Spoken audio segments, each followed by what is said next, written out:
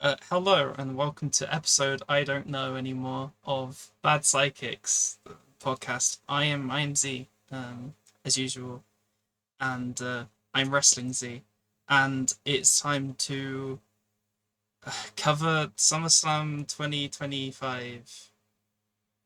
As you can see, we're all Woo. thrilled. Woo!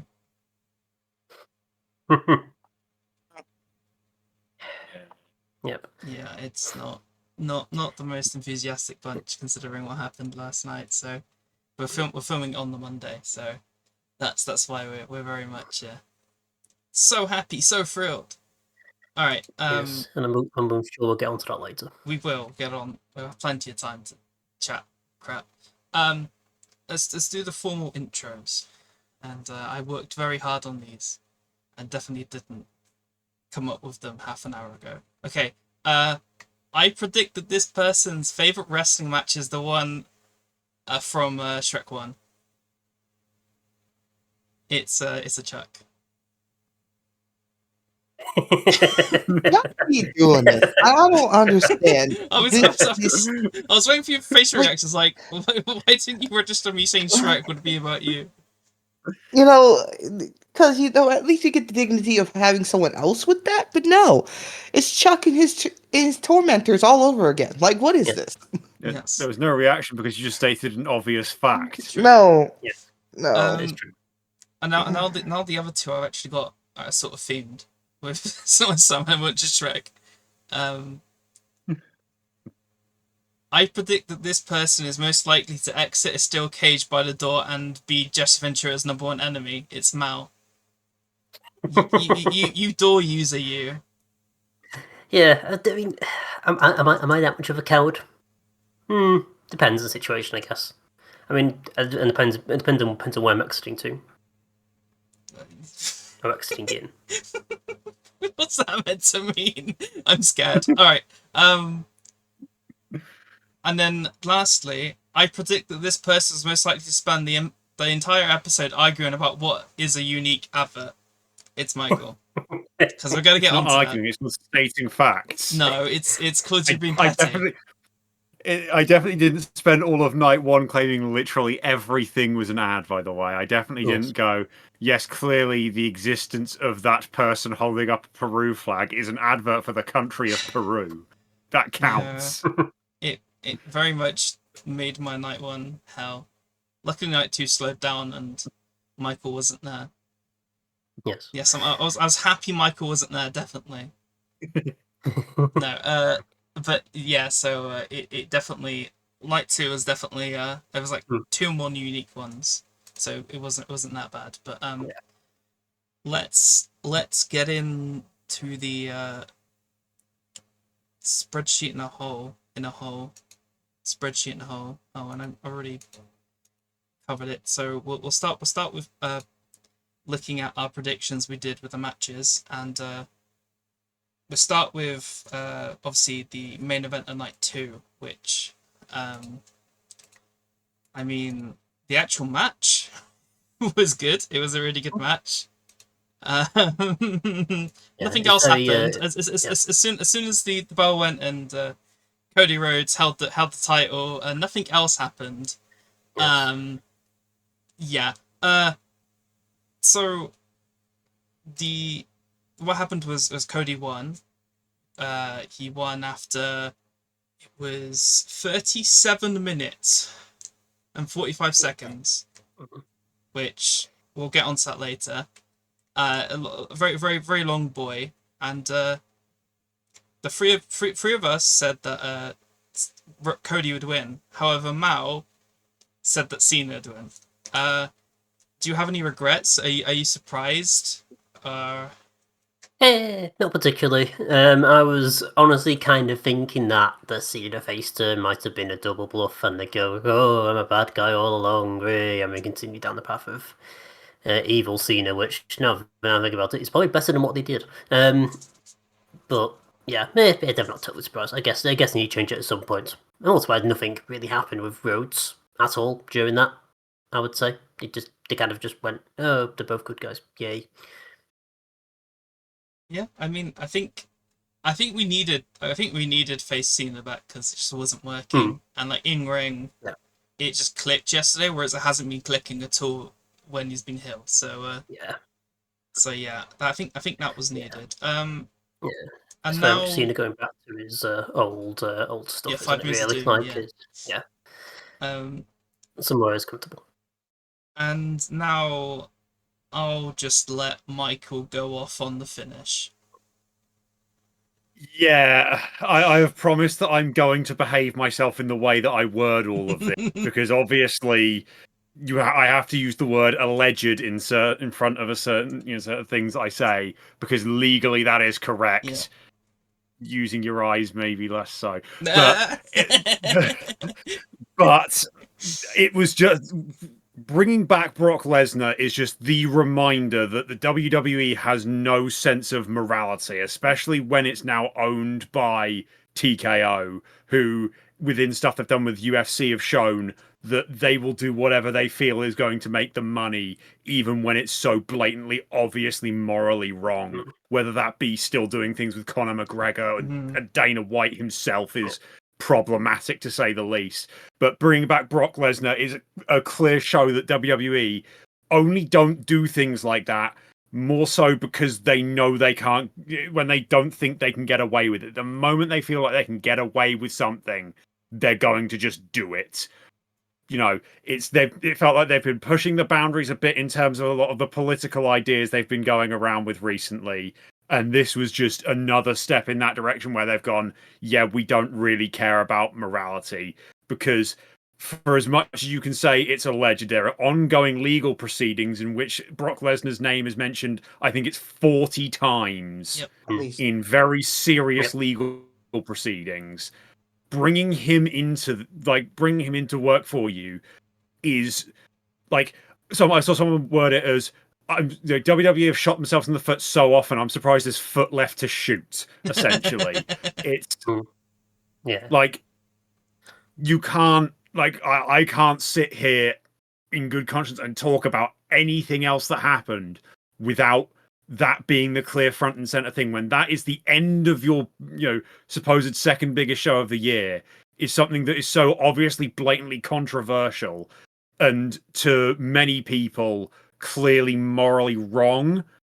It's you could have put on the greatest wrestling show of all time before that and then done that, and it's I'm not going to be able to sit there and actually say, yeah, that was all right in any way, shape, or form.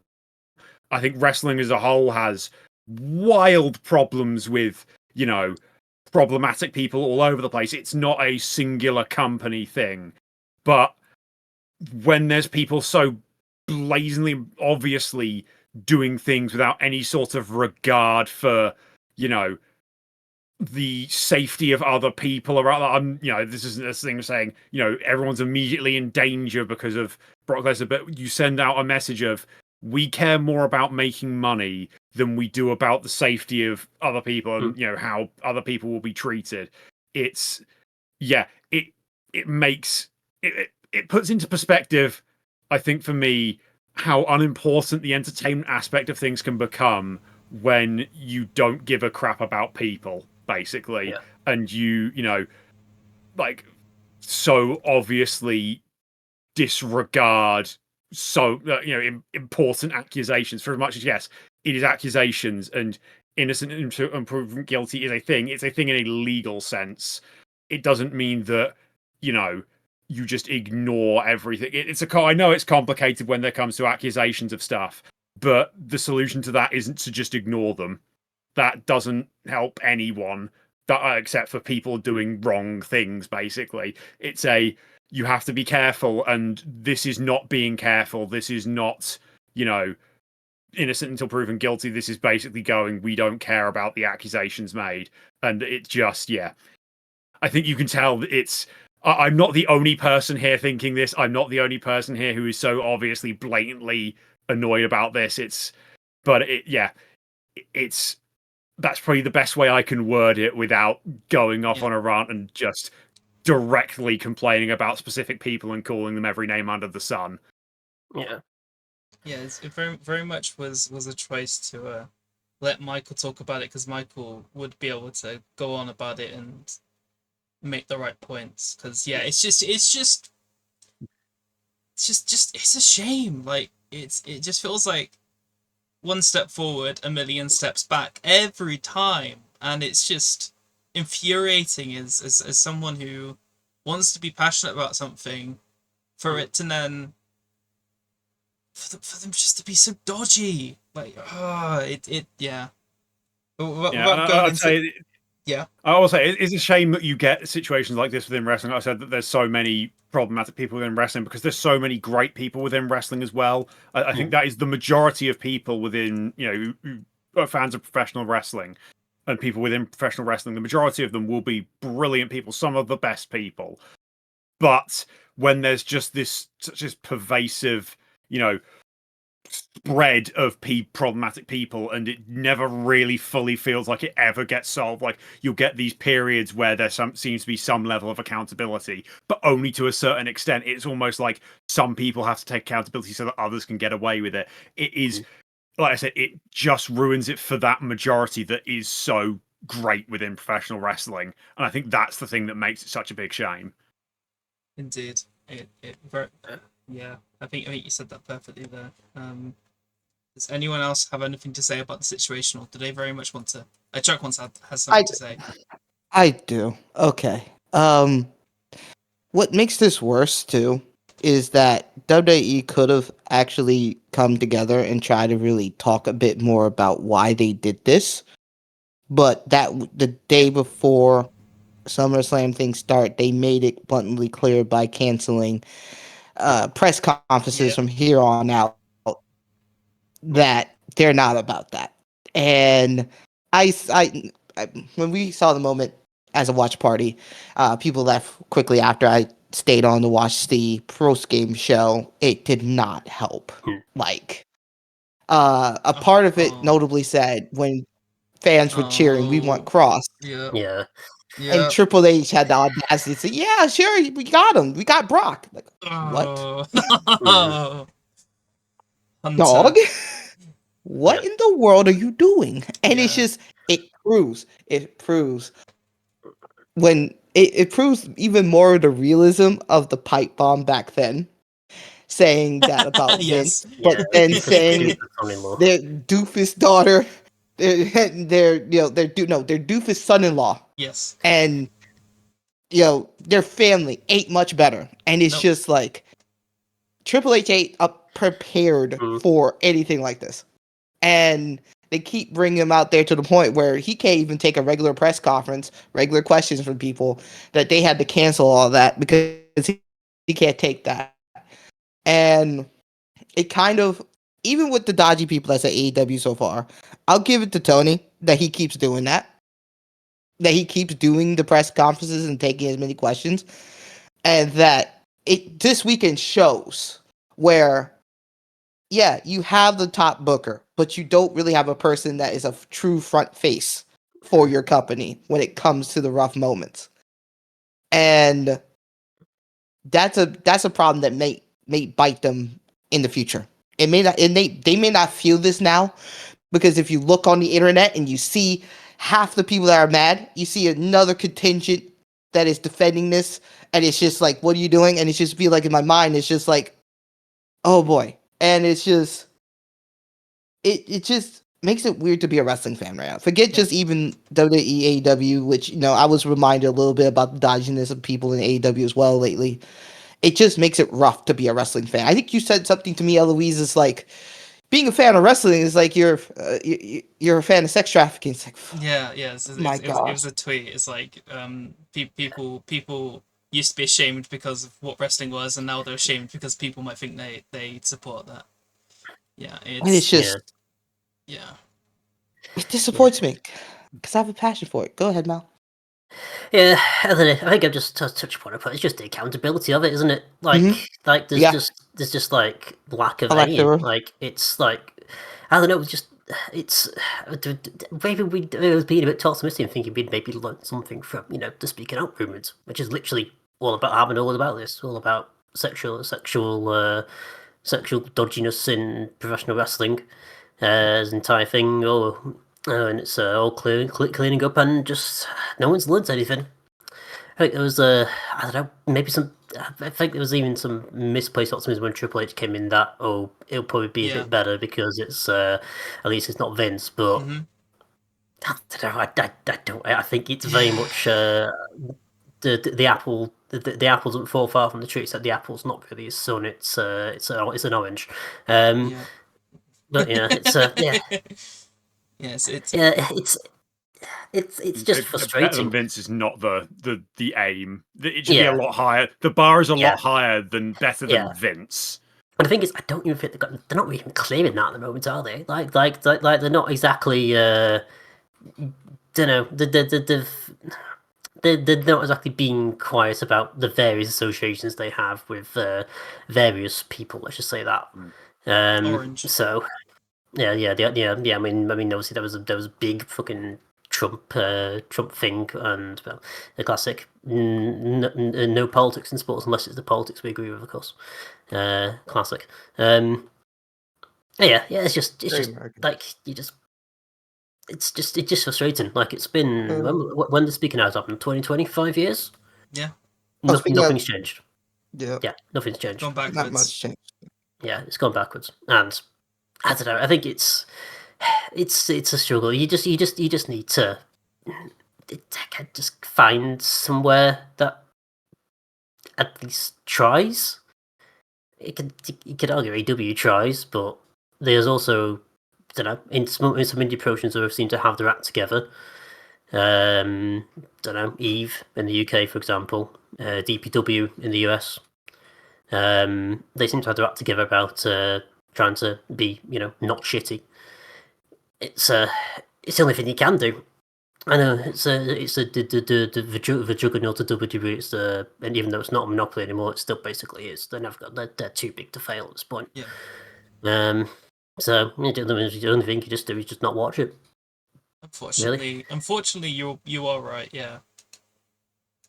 It's, Well, I think we should probably stop talking about doom and gloom. Move on, because we could just be here forever, just being pissed off.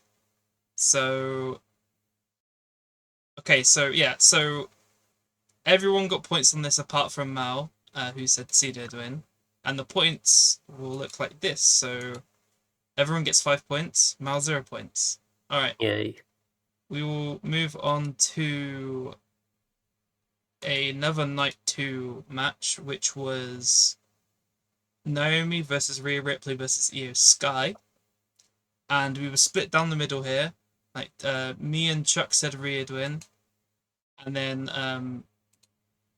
Mal and Michael said that Naomi would win. And they were very much right.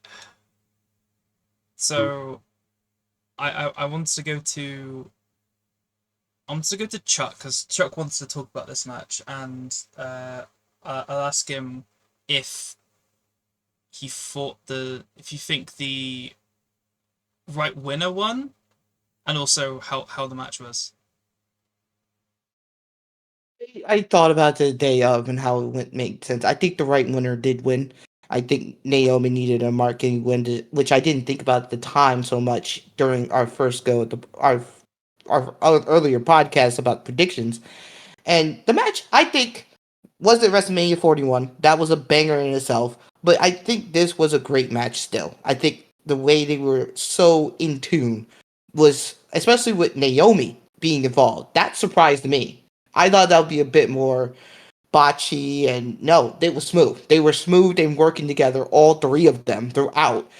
Some of the counters, some of the moments of like where it's with the power bomb onto people, and it's just overall it was a great match, and I think the ending made sense.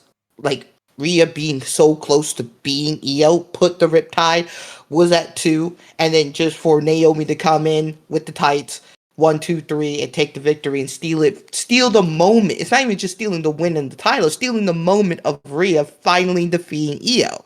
And it's just, okay, I can see where they're going with this a bit more. you could see a bit of a Rhea crash out when she was talking about she had my tights. It's like, ref's just like, I can't do anything about that. It's no disqualification when it comes to triple threat. Like, she's crashing out slowly. Like, the face that Rhea made after losing that shows like there's going to be a bit more into her character as she moves on, trying to not just get her title back within the World Heavyweight Women's title, but also beating Io. And I think there's a lot of good continuance with that. And I think the overall match really surprised me how good it was. And the interest was especially Naomi's, which she came out with her father, which was great. Who was a guitarist that worked with many different known people like opening for Kool and the Gang and stuff like that as the 70s and 80s. So I thought that was pretty awesome. And I think this match as an opener really did well and it did hit the market and what it wanted to do and really get the crowd going.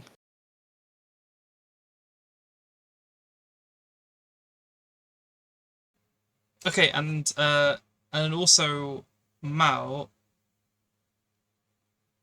what do you think's next for both Rhea and Io after losing? Because they've been at the same title for it's been like upwards of a year. Like it's been the two of them. So what do you think's next?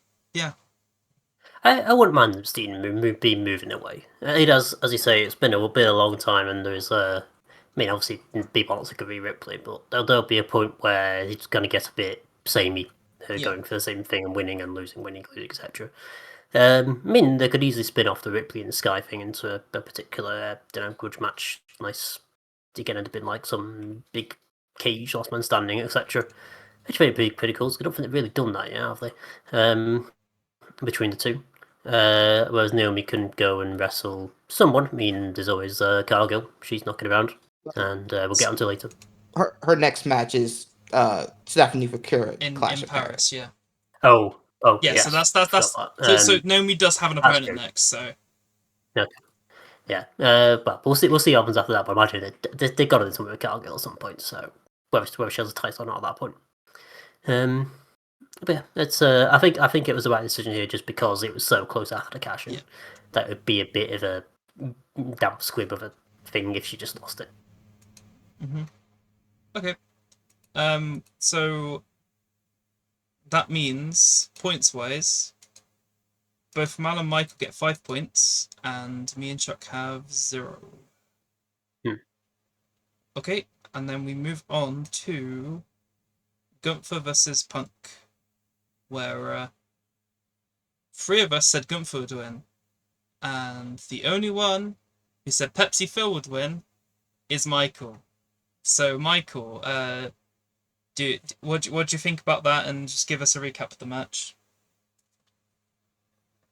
Well, I mean, first of all, it was I think I said it on the first one. I was tempted to, try and claim the thing after was going to happen, but I didn't need to because I still technically am right. This is the thing. I'm like, Ellie isn't going to try and take this one away from me, right? Just because he didn't end up with the title, because he won the match. Like, I am technically correct. Yep. The best kind of correct. Yeah. And also, it's great to see the man whose arm is a walking ad, winning the match as well. That's double points, right? No. That's double points. We've established this, no. His arm is an ad. No. But no, come on, it's, I think I saw someone point out, imagine, I think it was like, 6 or so years ago, telling someone that you were going to get CM Punk versus Walter in the, main event of a WWE show at all. That would have been the most insane idea ever. Yet here it is, and you're always going to get a good match out of these two. It's, if you just let CM Punk and Gunther wrestle in general, you're going to get a good match. So just letting them wrestle each other, you're going to get a good match.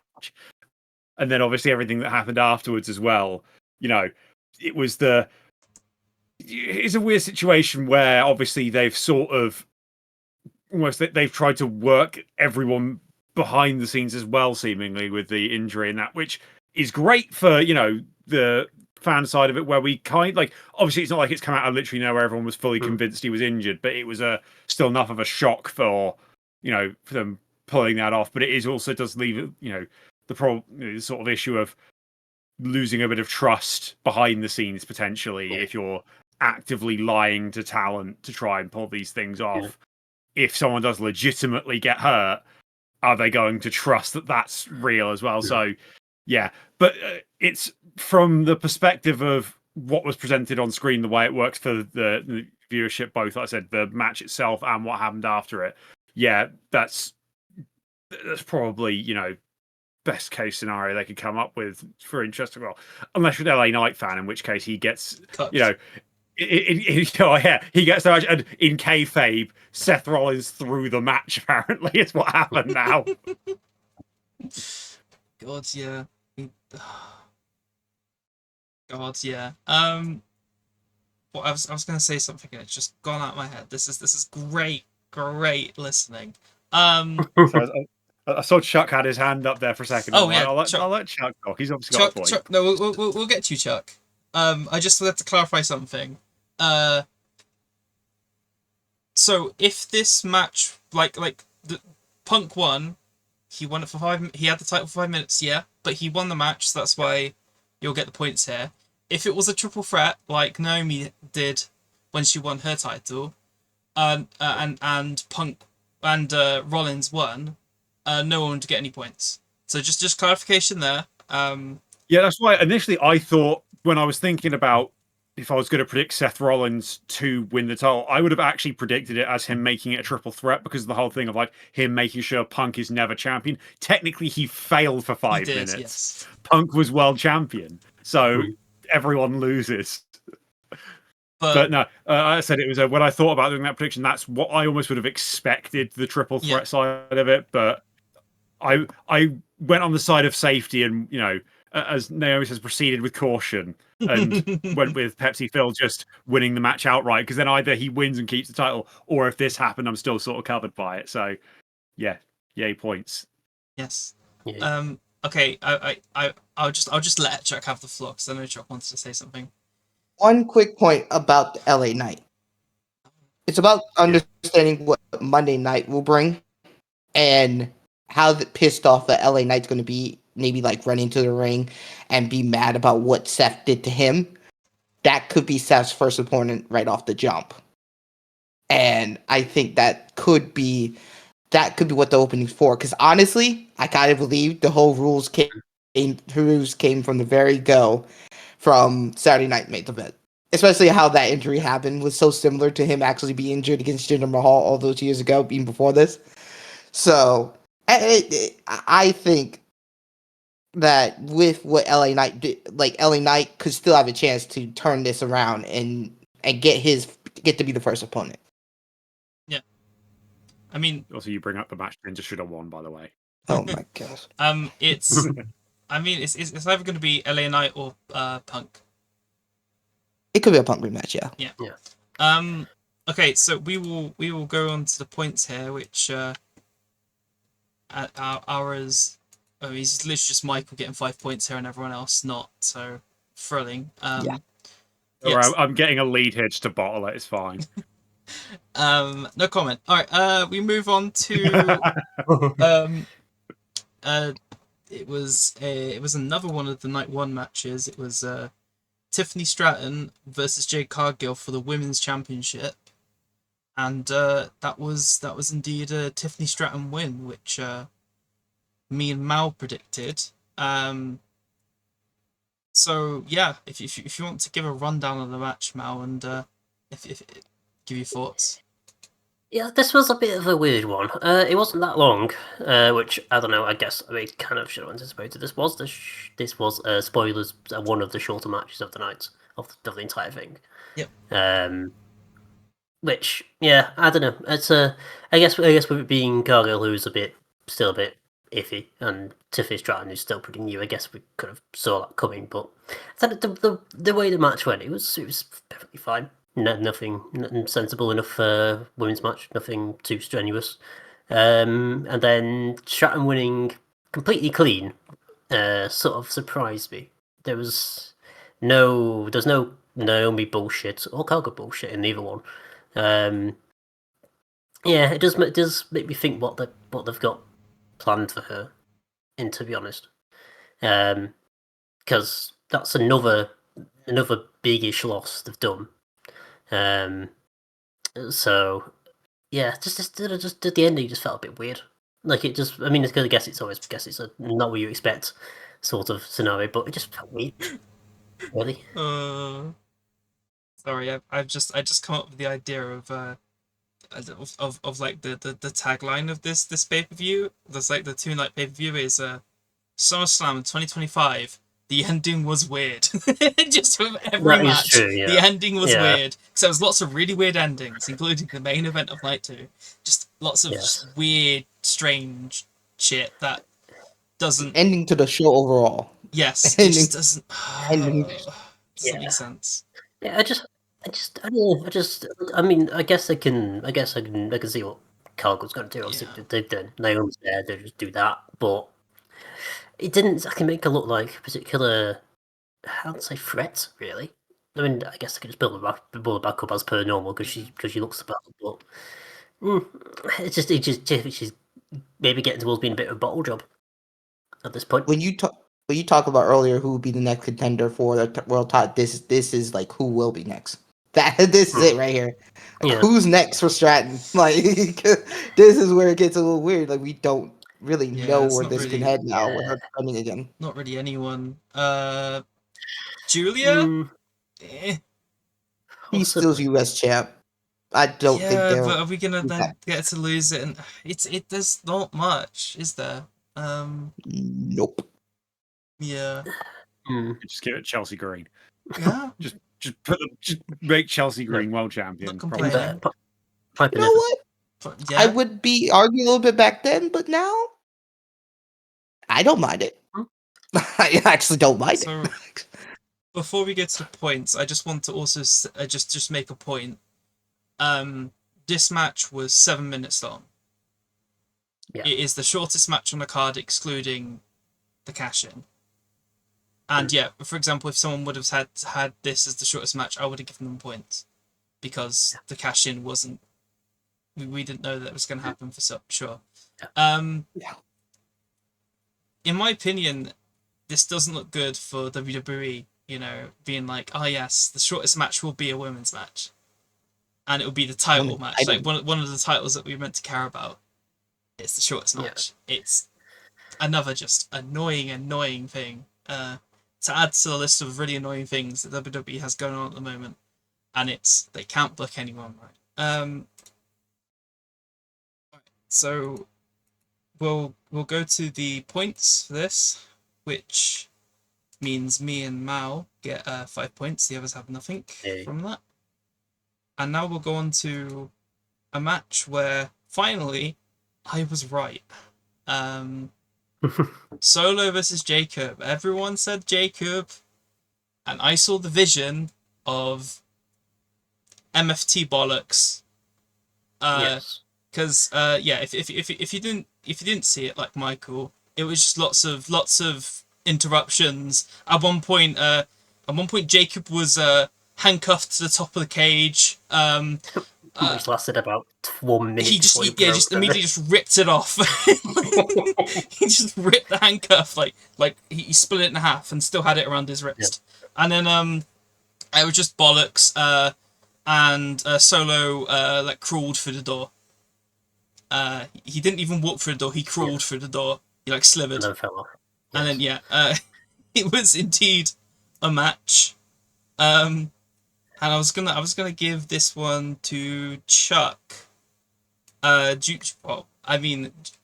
you think about Solo winning, and where do you see the end of this? Because this won't be the ending. So what do you think? How long do you think this is gonna go on for? I thought a big part of it was maybe they surprise us with Tonga being back. But he's not back yet for injury. So I think it's gonna go a bit longer with that. I think they're still gonna have him like, who is he gonna choose? Is he gonna be on Solo side as usual, or he's gonna actually take the side of Jacob because he keeps being outnumbered in this somewhat. Yep. And even as powerful and strong he is. I look, the match wasn't. I seen it twice actually because I ended up watching it again with another friend, and it wasn't much per se, but I still think it was somewhat of a fun match because the way Solo is. And I think Solo as this, not even chicken ass heel, but like just this funny, wacky heel that has taken this persona of taking over the bloodline in a way of like being this next guy, but not exactly being it. It's just kind of fun, and he's actually one of the funniest guys in WWE right now. Honestly, like he is funny, and it actually is enhanced the match at least a little bit. But overall, it was still something you can see on a regular SmackDown. It was meh.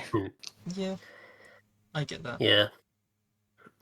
Just I struggled with this match just because if this was meant to be like a big, almost crescendo, which I guess was the idea, it was a steel cage match, no one's going to interfere, etc., etc. Obviously bollocks because it's a steel cage match, everyone interferes. It just felt a bit normal. Yeah. Like it's this felt like this didn't feel like an end point. This felt like chapter 127 of a 9 billion chapter book of the Bloodline feud. Yeah, this was I don't know. This was probably the most disappointing one of the night for me, just because there was some hopes of just being a bit of a big meaty men killing each other.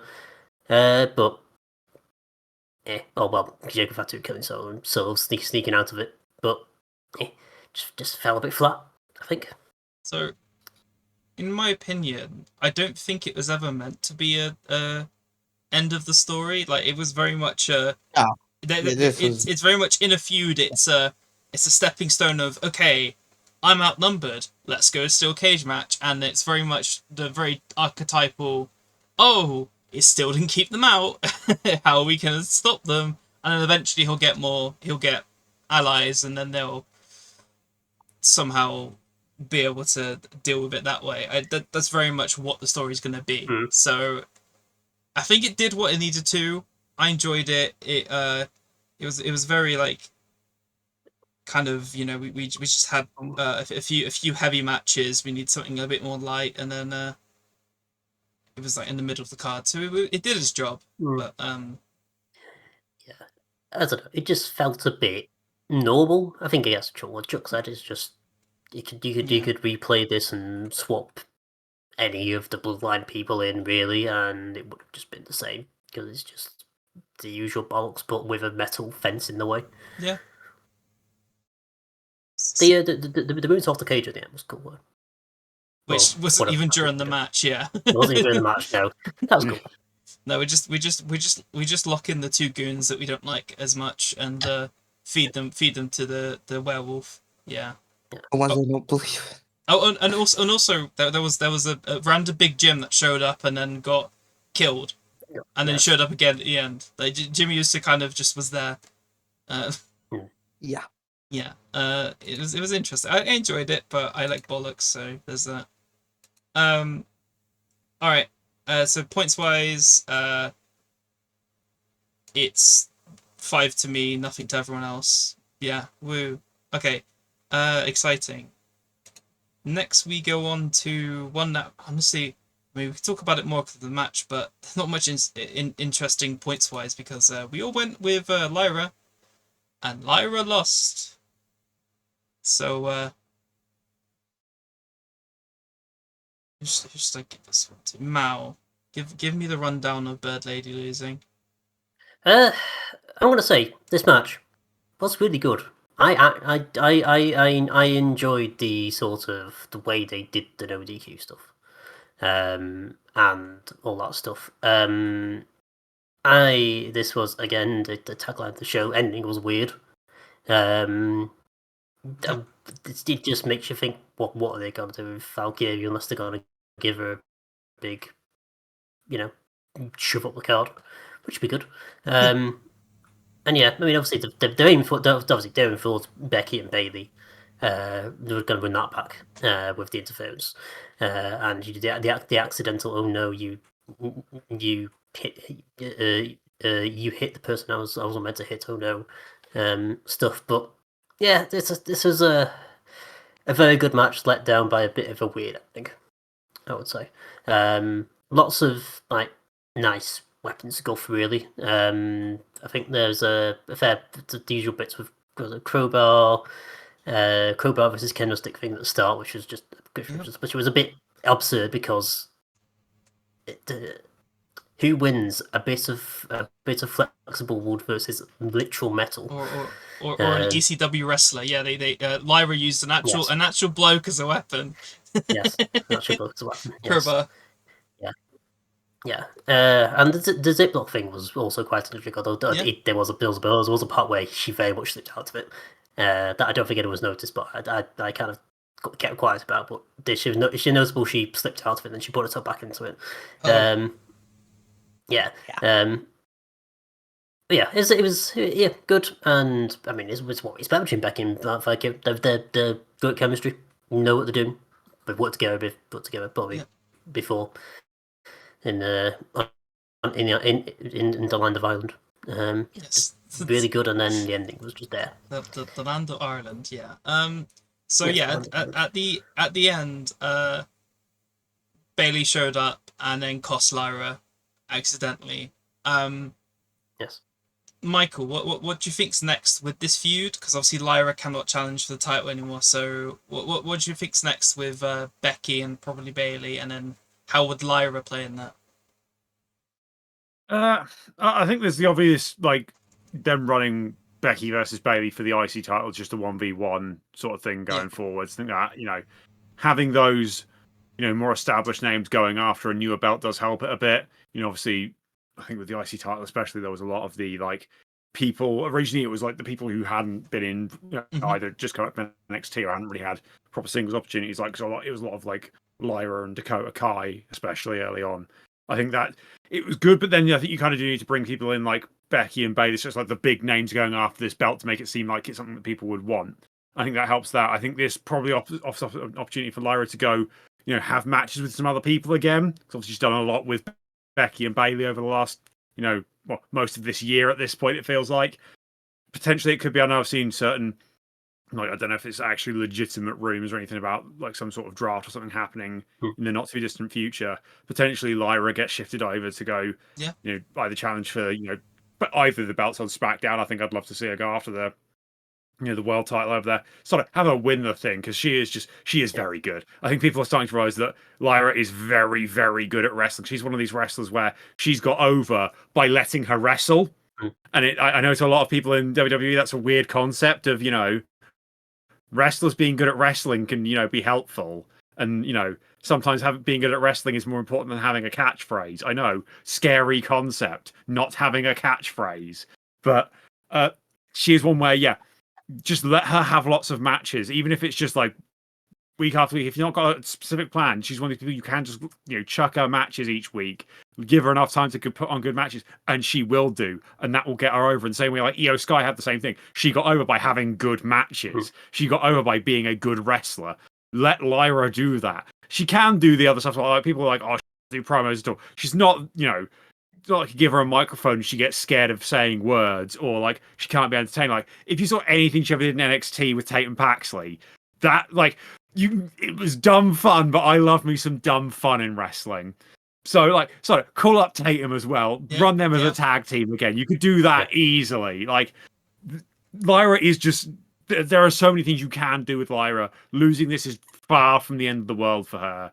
She's got to have big matches with Becky Lynch, who is, arguably like one of the best female wrestlers in, like, especially within like North American wrestling. At least I can't speak for Japanese wrestling. I know that's an entirely different beast when it comes to women's wrestling over there. I will not pretend to be an expert in that, but being having these big matches with someone like Becky really, like, it shows that there is faith in Lyra, that she can be put in these big positions, and she has rewarded that faith. She has stepped up to the challenge, and I think she's shown that she'll be fine. She didn't need to win this match, and as long as they let her do things, she will do well at them. That's always the key thing with a lot of these wrestlers. It's not their capability, it's the opportunities they are given. Because sometimes, for as much people go, if you're good enough, you get the opportunities, that's not always the case, even though it really, really should be. Indeed. So one thing I want to say with the whole Lyra thing is I think they could really do something. They got to, like, if there's gonna be a draft up very soon, I desperately want her to have a match in Paris and just let her be in front of the European crowds, because I feel like a lot of the American crowds just don't care about her. Put her in front of a European crowd and they'd make her look amazing. Because, yeah, I mean, I saw a tweet yesterday which had half Lyra's face, half Daniel Bryan's face. Yeah. Which is very fair because she's incredible. She doesn't botch. She doesn't like make mistakes or anything. She is very clean, very smooth, very consistent. I said something Chuck didn't like, but she doesn't mess up much. So yes, Chuck's like, do not compare people to Bryan Danielson. That's too far. Oh, You can't do I was that. even thinking about that. I was thinking like he's like I think okay. There was a thing about the crowd, the US people being mad at US crowds of the match being so good and the US crowds not giving anything.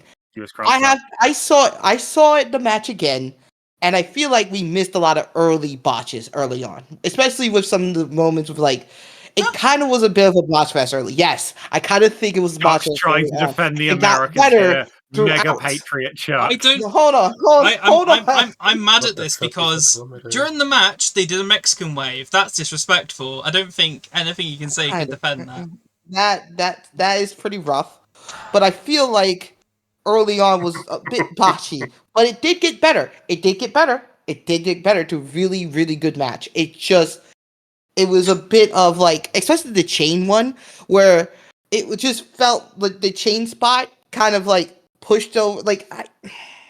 All I can say is I see what people are talking about being her being great. I just feel like there's still some things there that needs to take her to that main event level. There's still things that are missing that I feel like they are with Lyra. I think that's kind of my thought there, and it's just I just feel like I don't think there's still a bit more with her. Wee you, hater alert! Oh. Someone's a hater. Oh. Wee you. I'm not a hater. I'm just saying. I mean, I was going to suggest that Whatever. Chuck just hates Irish women. That's all Yeah. this Dude. was. But Becky's one of the all-time greats. What are you talking about? Yeah. All right, I'm moving on because I'll just get angry at Chuck's bad opinion. Oh my god. Points wise, boom. No one got any points. Woo. Okay, amazing. Yay. I'm glad we spent a while talking about a match that no one got points.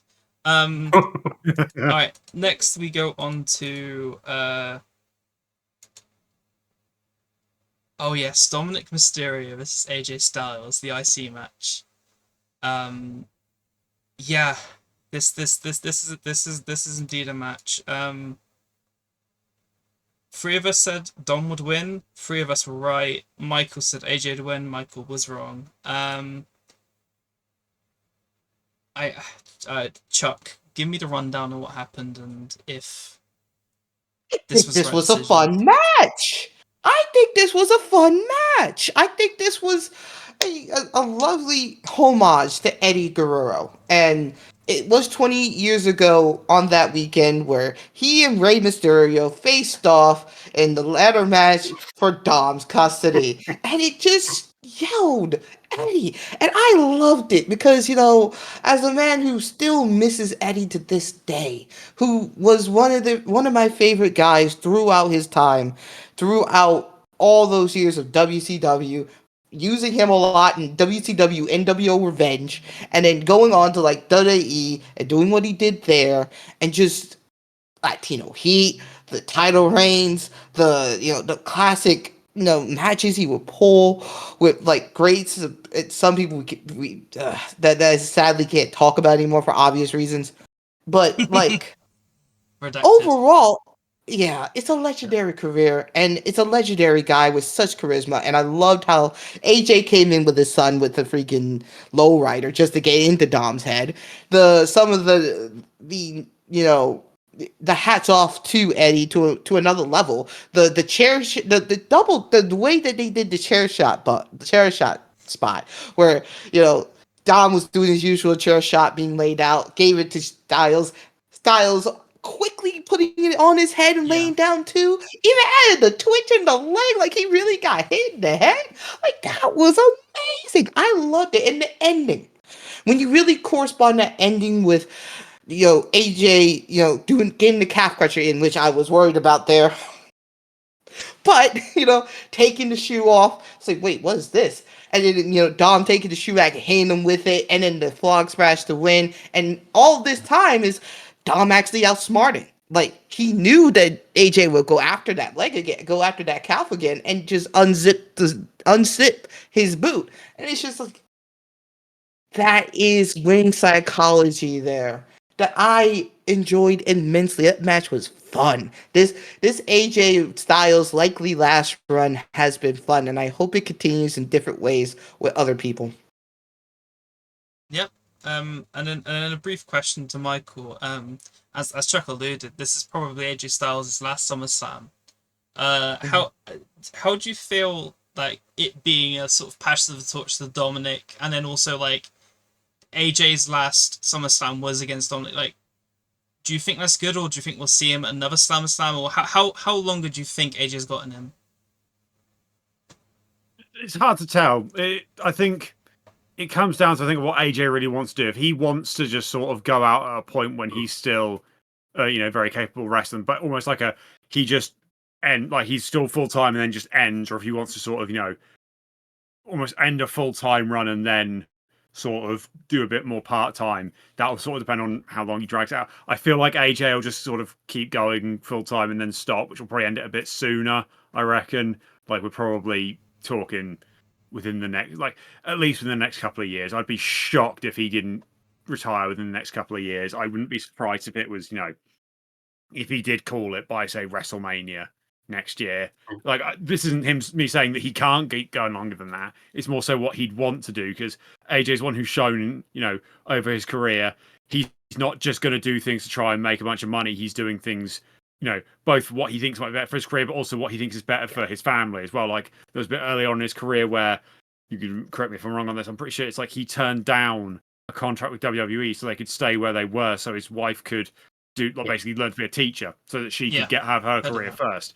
So it's AJ isn't one who doesn't, well, at least doesn't strike me as someone who's going to like prolong his career for the sake of it. He will figure out, this is the point where I don't think I can really, if I stop here, I stop at a point where I've had a long career, I've done everything I want to do, but I'm not doing it to the point where I'm going to keep destroying my body. Like being a professional wrestler in general is destroying your body to a certain extent. Being a professional wrestler for as long as AJ Styles has been is destroying your body, definitely to a certain extent.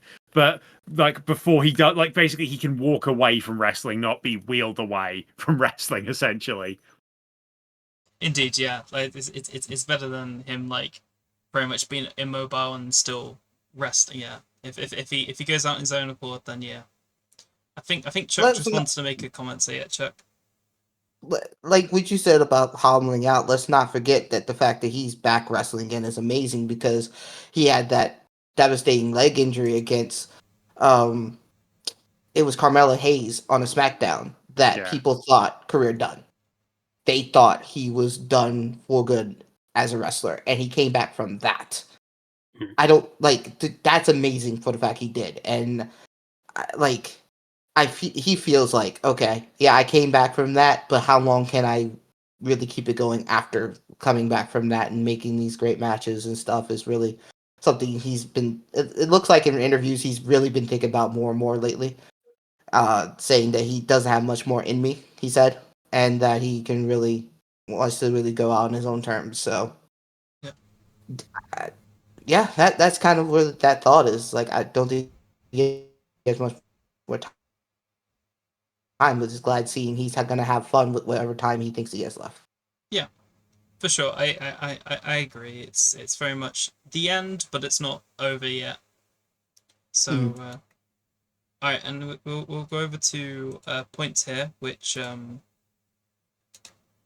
is very much 5 to everyone but Michael, and we will move on to the TLC match, which was really good. A lot of fun there. I wanted to go to Mal to explain what the match was like. It's what we wanted. Big old spot fest, lots of stupid bumps. A couple of things that stand out. The female members of the team. So Candice LeRae, B-Fab, and Nikki Cross getting involved. That kind of harkens back to the TLC at Mania, where Lita and Trish got involved. I want to say which Lita and somebody else got involved, and Spider. Stacy Keibler, I think. Stacy Keibler, actually. But yes. And speaking of Candice, the fucking humongous bump off the ladder looks incredibly scary. Yeah. Another little thing, just the only sensible use of chairs I've seen in wrestling for quite a while is the Street Profits just absolutely battering the shit out of everyone with chairs, one after another, just absolutely killing him, just taking him out. That was pretty fun.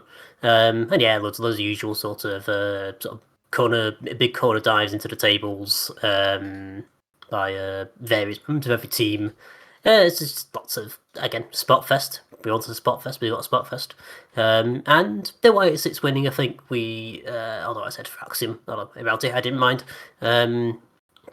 As we said on the day, it did give a bit more, like, I guess, legitimacy to the tag titles that someone's held it for more than one defense.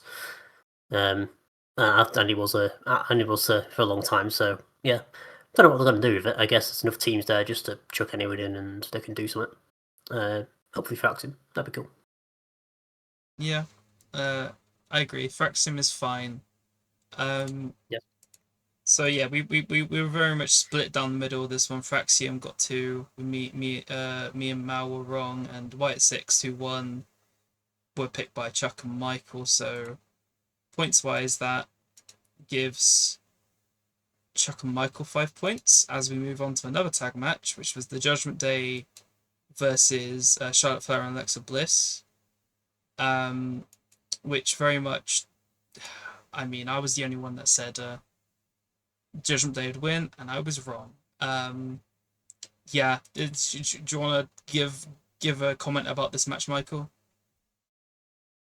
Yeah, I mean, it went about the way I expected it to, really. You know, when you've got Charlotte Flair in there, Charlotte Flair is a very good wrestler. Again, she's one of these ones where when she is on her game, she is a damn good wrestler. She's up against Roxanne Perez, who is as well a very good wrestler. Raquel Rodriguez, who I think Kevin Nash made the comment recently that she wasn't wrestling big enough. Yeah. And she's taken that on board. Mm-hmm. She's actually took that on board, and you can see that in the way that she's wrestling now. And then Alexa Bliss, who is, you wouldn't think that she'd been gone for what?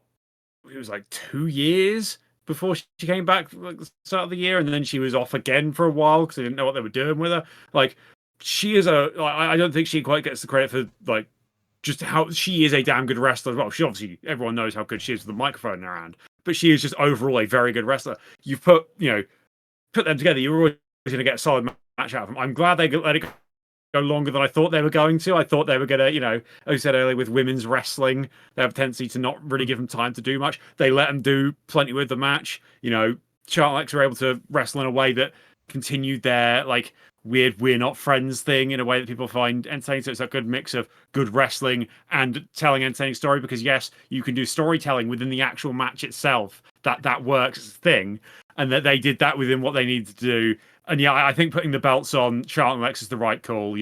Roxanne and Raquel were only the champions because Liv got injured. They were sort of very thrown together. So putting it on Charlotte and Alexa, it's two of the bigger names in the women's division. It gives those two something clear and obvious to do. It's a story that people are obviously actually enjoying. Charlotte Flair is over as a babyface. Please don't waste that. It's taken them years to get that to happen. Just accept that, run with it for a while. You don't need to this is the thing that I find a bit annoying sometimes when they have these thrown together tag teams that somehow miraculously end up working. They will where originally it wasn't the plan for them to keep going. And it was gonna be a feud.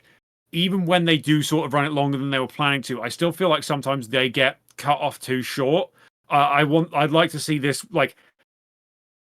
actually play out for a while, keep these two together as an actual team for a while, so that when there is that inevitable breakup, as there always is with tag teams in WWE, it means that bit more within the story because they've actually had that proper history together as a team. And it was also good because, you know, it adds another team to the women's tag team division because, you know, they've released, it feels like, half of them. The other half that's left over is either thrown together or are they kind of like tagging together or not? It feels like WWE never quite feels like it wants to fully commit to actually having women's tag teams in a way that they really should do, because they've kept stumbling on some really good ones sometimes. They've just had some really good ones over the years that they've been stupid and let go of because they're like, we need 3 women's tag teams at most. We only really need 2 because that's what we need for a match. The third one is there as the backup. That's basically how they treat women's tag team wrestling. When really they should be like, if they committed to it, not only is it more opportunities for like more women's wrestlers in general, it's another avenue for women's wrestlers to go down, because tag team wrestling as a whole doesn't get the love it deserves, especially within WWE. And when women's tag team wrestling has basically never really got a proper chance, and when you look through the history of like women's tag team champions, like there's been like 2 proper established teams, maybe 3, I think, that have actually ever won the belts. That's like the Iconics, who the best women's tag team of all time, by the way, clearly. Then the Kabuki Warriors, who they seemingly are putting back together again, which, good. They're a damn good tag team. And then the like 2 weeks of what was it, Katana Chance and Kane Carter before they released them.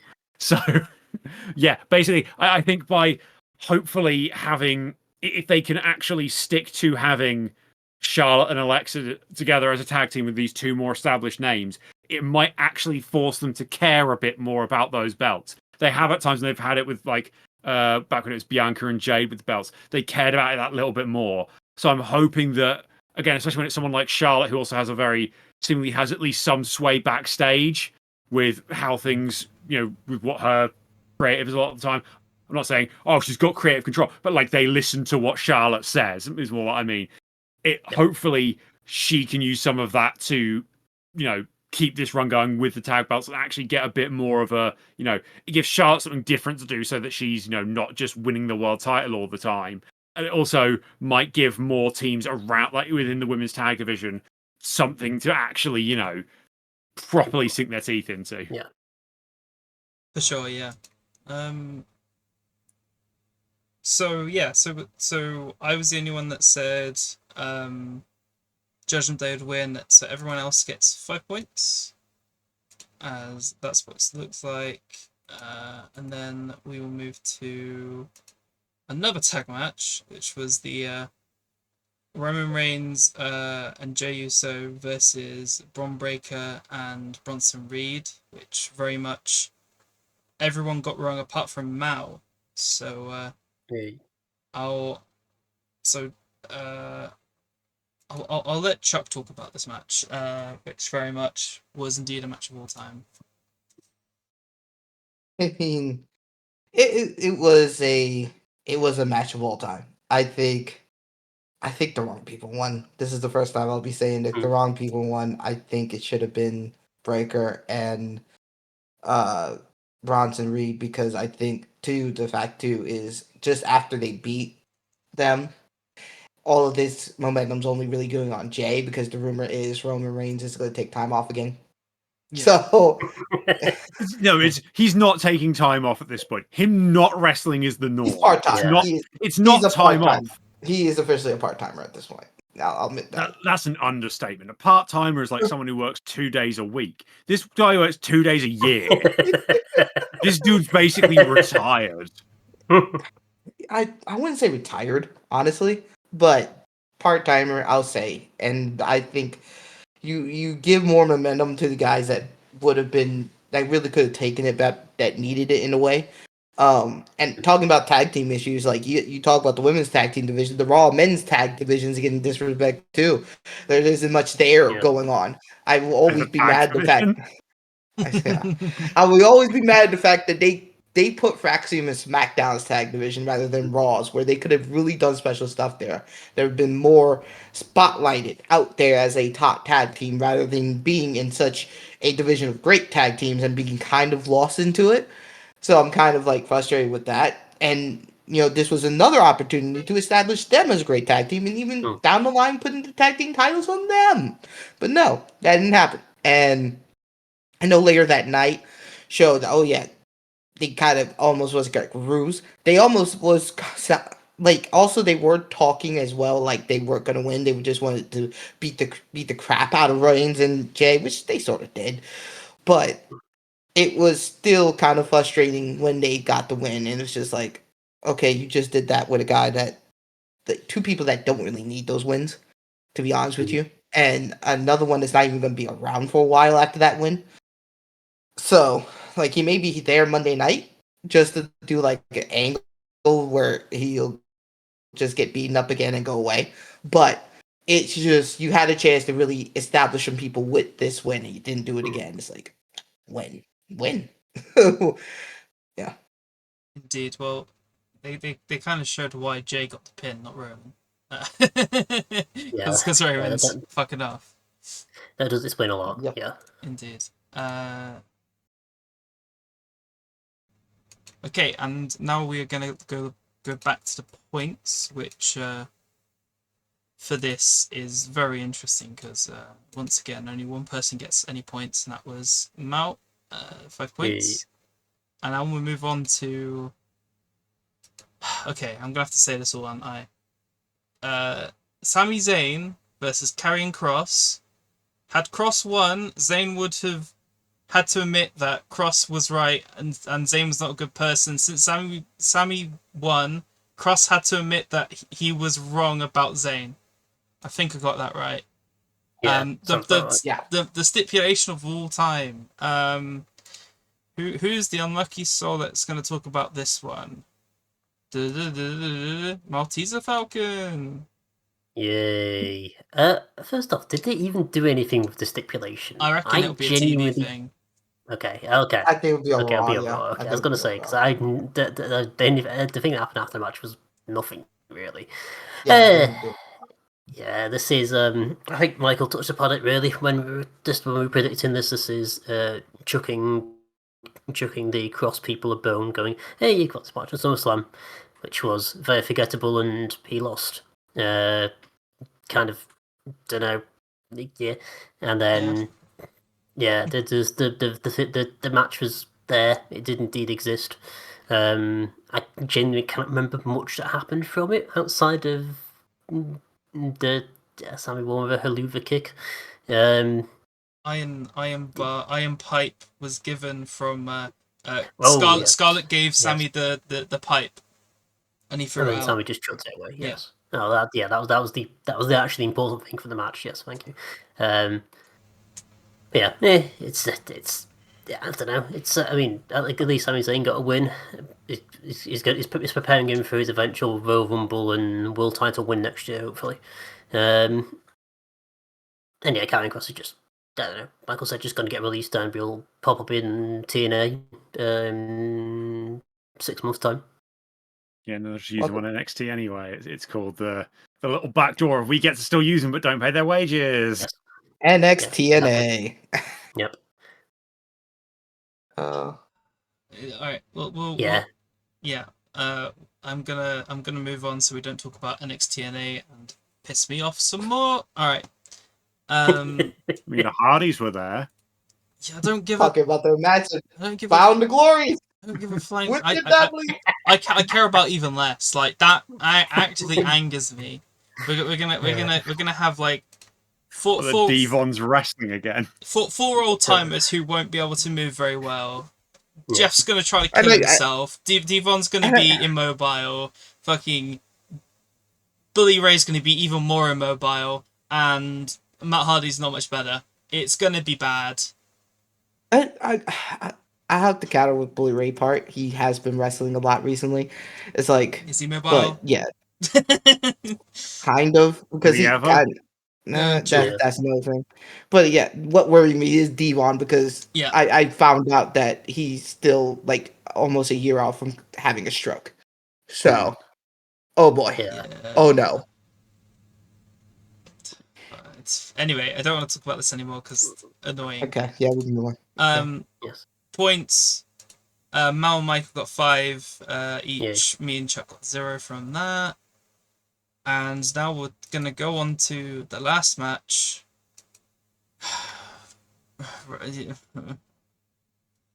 Yeah. Randy Orton, Barm Cake, Michael.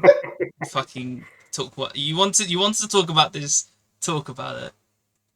The thing I was actually going to give credit here is, in a certain way, I genuinely think that Jelly Roll might have put in one of the best celebrity wrestler performances that we've seen, purely because he did, I think, the best job of actually like selling the fact that he was like, shit, Drew McIntyre's really big, isn't he? Like Yeah. you could like he actually went out there and he sold for the guy he was up against. Like he actually made you like think this is a non-wrestler going up against a wrestler and getting his ass handed to him. Like it actually, he went out there and made the other guys look good. Yeah. That's something that so many other like celebrity wrestlers, when they come in now, people praise them for, is when they come in and they look good. Which, sure, fine, having them come in and be really good at wrestling is a one way to make them look good. Jelly Roll came in and did it in a way where you knew you were never going to get him coming out and being a really good wrestler. He did it in a way where he actually made everyone else look good. And that's the thing I think with a lot of these celebrity matches now don't seem to happen a lot, is that it's become less and less about the celebrities coming in to get eyes onto the wrestlers and then making them look good. That's what I think the reason why Bad Bunny's first match that he had worked so well was because he came in and it gave a platform for Damian Priest. It was a celebrity coming in, getting eyes on it, and making the guys around him look better. And that's what I think Jelly Roll did really well. And it also feels really weird referring to a grown man as Jelly Roll. I'm never getting over that. Like, full name. This is a serious musical artist, and his name is Jelly Roll. Yeah. And like winning. His parents, they gave him that name. Okay. To be fair, it's the US. It's not impossible. Like I've seen college sports over there. There's some weird names. Indeed. Yeah, Tiger Shanks is an actual name. Tiger Shanks. General Booty. I just think of the Key and Peele stuff. Yes. Yeah. the Key and Peele sketches with the one they brought in actual guys. Oh. They brought in actual people, and there's Ha Clinton Dix. Yes, that was good. His name was Ha Clinton Dix. But yeah, but back to the actual wrestling stuff. Yeah, that was what I actually really appreciated about this was like he came in and like he was actually selling stuff better than some of the actual wrestlers do. Like that was the thing of that for me was best case scenario of what you were going to get out was not him making, doing actual good wrestling, but making it so that it was, the believable reaction of guy who doesn't know how to fight squaring up with big Scottish bloke who wants to kick your head off. Like that was, I think the main thing that I wanted to add with that match was, and it was a bit of a weird surprise to see him lose because that's the, the usual thing at the moment is the celebrity wrestler comes in and they win the match. It's a big happy thing. But no, obviously he lost to the wrong person getting anything out of it because I will never say anything nice about Logan Paul. He can just fuck off already. But like it was the way that he came in and actually made Drew McIntyre look like the real deal. Was I really appreciated that. Yeah, I mean you're not wrong. We all very much thought that the faces would win in this match. They didn't, which means that if we look at the points again, no one gets anything. We're all bad. Yeah, we all got nothing now. Okay, without like properly counting up your numbers, who thinks they had the most points in this section? I think it's. I feel like it might be a tie. I feel like it feels very similar. Yeah, you're right. You two have 30 each. Me and Chuck have 20 each. So It's still Wow. up to play, but we have a bit of some making up to do. No, that's the end of the predictions. No, we agree, right? we've still got It another goes to a vote. Only British people can vote. Only full members of Bad Psychics can vote, and Chuck doesn't count yet. There's still part 2, my friends. Who says that only part 1 Not counts? so fast, And guess my what? friends. There's Guess- still part 2. Guess what? I'm the host, so everything I say goes. We've got part 2. Okay, and now it's time for part 2. And as you can see, we have part 2 on the screen right now. And I've got the part 1 scores already there. So we will now go through all of our bonus guesses, bonus predictions, and we will decide on we'll find out who's the winner. So we'll start off with title changes. So title changes was I said 4, Chuck said 5, Mal said 5, Michael said 7. And the title changes that happened were Charlotte Flair and Alexa Bliss beat the Judgment Day. CM Punk beat Gunther. Seth Rollins beat CM Punk. That's 3. And then night 2 was almost entirely retains until the main event. Cody beat John Cena. 4. I get 5 points. Woo. I'm waiting for protests, but I think that's fair. I get 5 Complete points. fluke. Wait. You said it was going to be 4 out of 12, so that's a percentage thing. You got the percentage No, wrong. I didn't say percentage thing. we're at No. It was an out of 12. What? It was how many title changes there were on the night. There were 4 title changes. There was no singular the night. There were 2 nights. Well, over the 2 nights. That's what I meant. There were 4 separate Let me title find the changes. exact question. For fuck's sake, no. Damn it! You worded it right. I was going to see if I could get you on the technicality there. If you had written the night, I'd have been having you for that. I said how many title changes we will have over the 2 nights. There were 4. The Money in the Bank cash-in was one of them. That's a title change. I was right. You were wrong. There we go. He had the Money in the Bank title and then stopped having the Money in the Bank title, so the title has changed. No, that's not. That's no. Michael. The briefcase is not a title. Chuck, that's getting you points. No, I get points. End of. We'll move on to the longest match, where it was so on night 1 there was CM Punk Gunther, which was 30 minutes long. Night 2, Chuck said the TLC would be longest. It was 16 minutes long.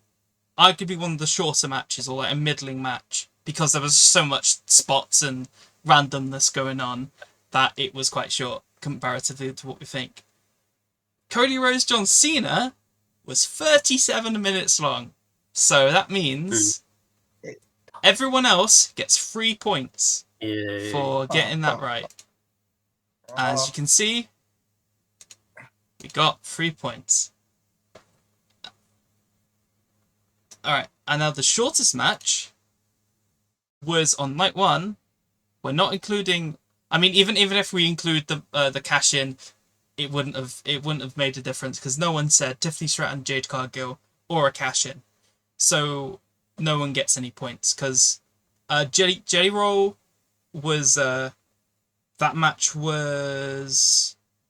Where is it? That match was 17 minutes. Zane Cross was one of the shorter ones, but it was 8 minutes, so it was a minute longer than a women's title match. And then the women's tag match was 13 minutes. So yeah, we all missed it. WWE hates women. Points. So I was along the right line with that. It's a women's match. I just forgot Jade Cargill's on the card. So. You got the right You got the right. I started giving Jade too much credit. But don't get any points for suggesting it would be a women's match. Okay, and now submission endings. Wait. Did I do this wrong? I did this wrong because I don't know why I didn't score this right. So let me just double check. I'll do this live on the podcast. I don't know why I didn't do this. It was the concept of Chuck getting points. It was the concept of Chuck getting it. points. I was allergic to. Chuck gets 3 points here. I apologise, Chuck. There was no submissions. I'm pretty sure. Yeah, no submissions. They were all pinfalls or getting the title from up high. So Chuck gets 3 points because if I just double show, he said that there would be. I've just given myself 5 points. Oh my god, this is a mess. Yes, cheating. I'll take the points. Points deduction. Yeah, Chuck gets 3 points. There we go. Fixed. Great. What a cleanly done podcast. All right. Yeah, so Chuck gets 3 points there because he predicted sensibly that there'd be no submissions. Yes. All right. Now, main event referee. The 3 of them said Charles Robinson would referee. Charles Robinson showed up night 1, like there was footage of him night 1 helping out around the ring with a boot on his leg. So he's injured. So he didn't referee. And I wasn't paying attention. And I looked back on it later and I realised, wait, the night 1 main event, Seth Rollins, Punk Gunther, the main event, was refereed by Rod Zapata. Which Jammy. I said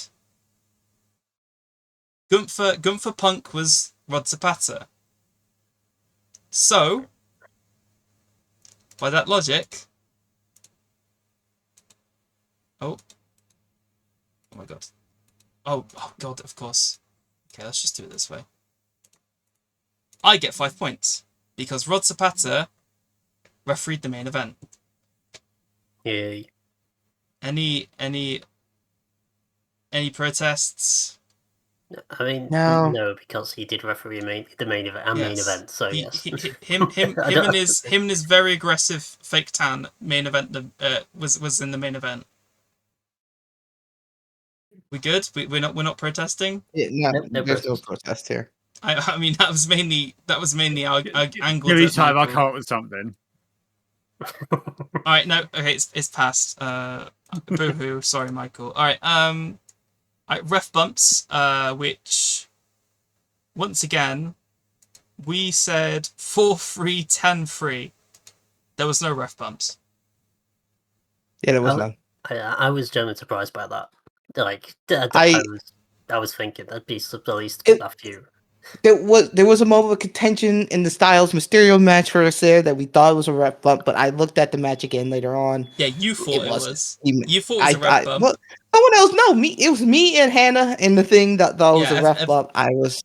And I was the voice of reason. Said it wasn't a ref bump. The ref just got in the way. And Yeah, he wasn't into the ref though. Yes. A ref bump is a ref they didn't touch who him. was out for a while because they took They didn't even bump into him. They didn't bump into him. Like the ref got out of the way. Yeah, he just fell over. Yeah, it wasn't. It wasn't a bump. It wasn't I was a bump. wrong. So I was wrong. No one gets any points. Woo! What a thing. Okay. Now this was the bane of my existence. I regret everything. Whatever number you say is wrong, by the way. Has been learned here. I had to watch, and I had to have people barking in my ears for 2 nights straight about fucking adverts. And most of the people barking at you weren't even part of this podcast. No.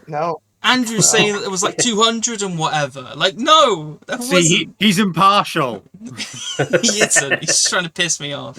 He's impartial. He's saying Michael. 200 and something. It's the correct answer. So No. I said there'd be 20. Chuck said there'd be 15. Mal said there'd be 30. Michael said there was 100.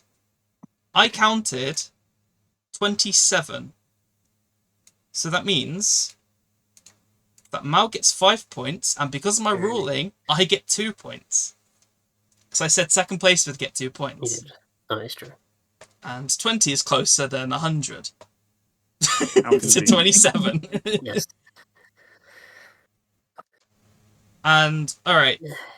Yes. And anyone have for- any protests or? No. Many. Cool.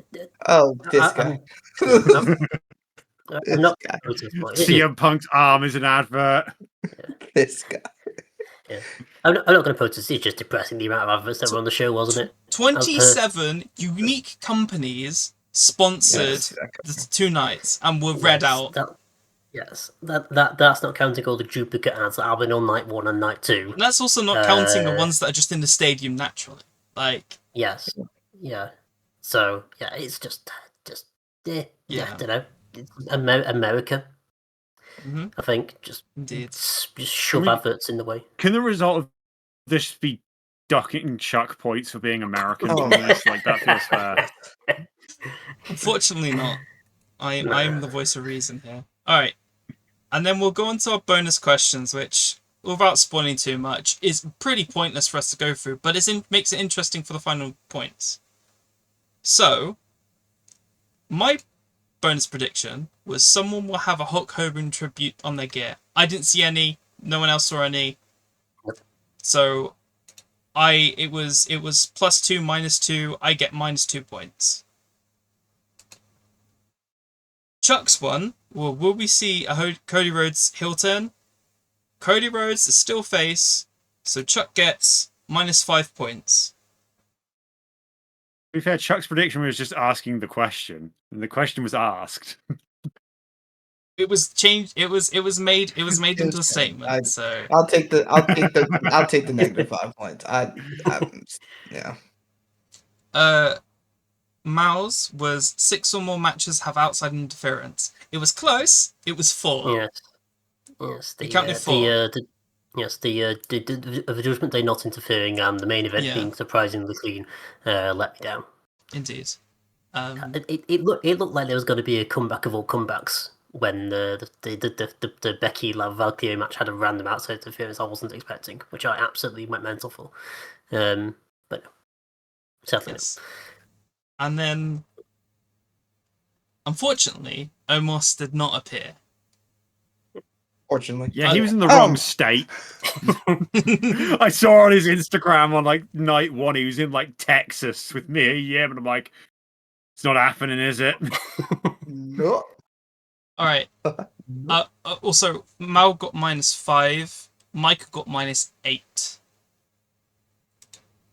Hey, had you taken my deal, it would have been like -30. To Chuck. So you guys well, lost actually, out it would be -20 to you, yeah. All right, so that means I'll do this one by one. Well, actually, no, I just showed them because it's not the totals that matter. Yep. Okay, there they are. There are all our points, and I'll also then show. That's the points we got from the bonus rounds. I heavily benefited there, whereas Michael and Chuck, especially Michael, took a blow. Negative. And I mean, don't do maths because it will ruin it. But we'll start with we'll do one by one. Chuck gets 18 points. Yay. Michael gets 25 points. I get 33 points. And Mao gets 33 points. We got a tie. Wow. We tied. Yay. Chuck's confused. He doesn't know what that is. What's overtime? How are we doing overtime here? Yeah. So for the first time, I'm pretty sure we've not had a joint winner. We have 2 people winning an episode, which counts as a win. So Yay. My reign of terror continues, and Mao gets his first win. So congrats. Yay. How'd you feel? I like the fact my mum, my dad, the biggest cutie of a cutie who is currently playing Sniper Elite, and of course the lovely viewers at home who are all that we need. Yes, great winner's speech. I did not know how to end that. And then thank you for everyone to being here, especially the losers who are very bad at predicting. Is this where I get to do a speech where I say who I'm blaming for this? Sure, go ahead. I'm blaming Eloise for writing questions that were ambiguous about how the ads thing would work. I'm blaming Chuck because it's funny. Yeah, Chuck being here baited me into the lazy Omos prediction. So that's Chuck's fault. Clearly. Classic. Also, I'd like to blame the entire country of the United States of America. Yes. Because you guys can't spell or use, reasonable units for anything. Or hold people accountable for their actions, but to be fair, that's most countries. What the fuck is a kilometer? And I'd like to thank Chuck for being here, as technically as a guest. Thank you, Chuck. Have you enjoyed your time with your tormentors? I was gonna say, just the classic tormenting now in podcast form. It was fun. I enjoyed talking wrestling. I enjoyed it, even though I blame Michael for being Michael and just trying to Shrekify and almostfy everything when it comes to me. I blame freaking Cody Rhodes for not going heel when it was a great time to do it. I blame. And I just, God damn it, Triple H. Just, Yep, I think that's a good thing to end on. Yeah. I will just say something. I'm pretty sure if my maths is correct, if Omos didn't exist and there was 0 points in that, or if Michael, it would have been a tie, but then it would have been, yeah. There's a few things that would have made out where Michael was very much in the running, and then Michael very much, almost broke his own leg at the end because of Omos. Yes. In fact, literally, I would have had to have, I think, done if I just got the bonus right in any way, shape, or form, and just got a point from it, then yes, I'd have won. But that's me having to go with the most basic, it's going to happen prediction, and on a technicality, you have to give me +1 minimum. Yes. I mean, there is that, yeah. So yeah. But yeah, we very much. It's very close. I very much got the joint win because I'm safe. So yes, success. All right. Well, I will end it there. Thank you for watching, and we'll be back whenever. I don't know what's next. Yes, episode will be next. Yes. All right. Okay, and yeah. So remember, be big mystics, not big mistakes. Goodbye. Bye.